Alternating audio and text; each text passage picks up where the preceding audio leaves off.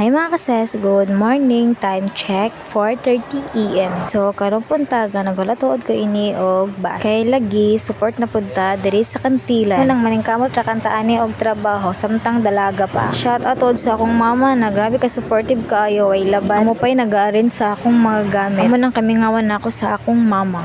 Amo nang balik ta sa akong video. So diri na time 4:45 na wala pa tawon gihapoy bus. Naay bus kasi sa PJMC mo nang nilabay. Abda na tawon kog ulan ani na time. So for the go nagbaktas ng tawon diri ang person. Layo ay kaayo ko pa kay magbitbit anang imo gamit sa dihang nabtan kog ulan.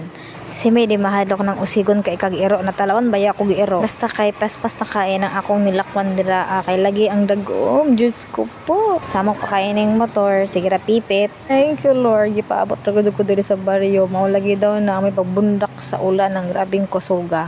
Igra tawon ko gipaabot ni abot ang bus nakasakay na ang person. Puro ba ingon ani nakalawang ang collector na ispi pa ko pero di na ko ispi kuya. Siguro sa pagtanaw nila ispi pa ko. Unsa man lagi ni gamay man lagi ko na budget. So 150 na plitin himong 80 na. Ay salamat. Thank you kuya. Ana pa jud na time sige na ako balik-balik. Tanaw sa ako ticket na hagbong tuod ang ako bag na naang collector. Sorry po. So fast forward nakaabot na tawon kog kantilan ani mga 6:30 at ako ay nakaabot. Nagkulat na tawon ko ini sa ako sundo. Sana all na ay nagasundo. Music place.